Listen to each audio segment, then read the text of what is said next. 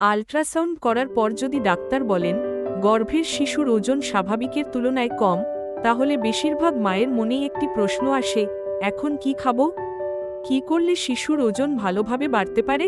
আজকের ভিডিওতে আমরা জানব চিকিৎসকেরা সাধারণত কী ধরনের খাবার খেতে পরামর্শ দেন, কোন ভুলগুলো এড়িয়ে চলতে বলেন এবং কখন দ্রুত হাসপাতালে যেতে হবে। ভিডিওর শেষের দিকে আমি এমন একটি গুরুত্বপূর্ণ বিষয় বলবো যা অনেক গর্ভবতী মা জানেন না, তাই ভিডিওটি শেষ পর্যন্ত দেখুন।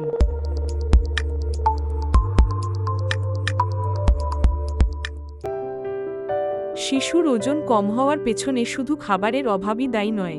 কখনো মায়ের রক্তস্বল্পতা থাকে, কখনো উচ্চ রক্তচাপ, কখনো প্লাসেন্টা ঠিকমতো কাজ না করা, আবার কখনো অন্য কারণ থাকতে পারে। তাই প্রথম কাজ হলো দুশ্চিন্তা না করে চিকিৎসকের পরামর্শ অনুযায়ী নিয়মিত চেকআপ করা। এবার আসি খাবারের কথায়। প্রোটিন সমৃদ্ধ খাবার। শিশুর শরীরের বৃদ্ধি ও নতুন কোষ তৈরিতে প্রোটিনের গুরুত্বপূর্ণ ভূমিকা রয়েছে। এই কারণেই অনেক চিকিৎসক প্রতিদিন একটি ভালোভাবে সেদ্ধ বা রান্না করা ডিম, মাছ, মুরগির মাংস, ডাল বা ছোলার মতো প্রোটিন সমৃদ্ধ খাবার নিয়মিত খেতে বলেন। এরপর আসে দুধ ও দুগ্ধজাত খাবার। যদি আপনার কোনো সমস্যা না থাকে, তাহলে চিকিৎসকের পরামর্শ অনুযায়ী দুধ বা দই খাওয়া যেতে পারে। এগুলোতে থাকা প্রোটিন ও ক্যালসিয়াম মা ও শিশুর পুষ্টিতে সাহায্য করে।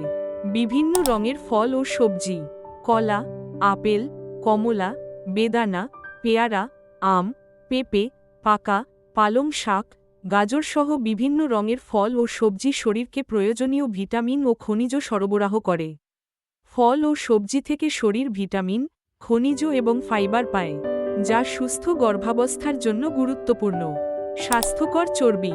বাদাম, আখরোট, চীনাবাদাম এবং পরিমিত পরিমাণে ঘি বা ভালো মানের মাখন শরীরের শক্তির চাহিদা পূরণে সাহায্য করতে পারে। পর্যাপ্ত জল পান করুন, সেই সঙ্গে নিয়মিত আয়রন ও ক্যালসিয়ামের ওষুধ খান। আপনারা যদি ভিডিওর এই পর্যায়ে এসে থাকেন, তবে আমি এইবার সেই গুরুত্বপূর্ণ বিষয়টি বলবো, যার মধ্যে একটি লক্ষণ থাকলে দেরি না করে চিকিৎসকের সঙ্গে যোগাযোগ করুন। শিশুর নড়াচড়া কমে গেলে, রক্তপাত হলে, পানি ভেঙে গেলে, তীব্র পেট ব্যথা হলে, মাথা ঝাপসা দেখা বা তীব্র মাথা ব্যথা হলে, হাত বা মুখ হঠাৎ।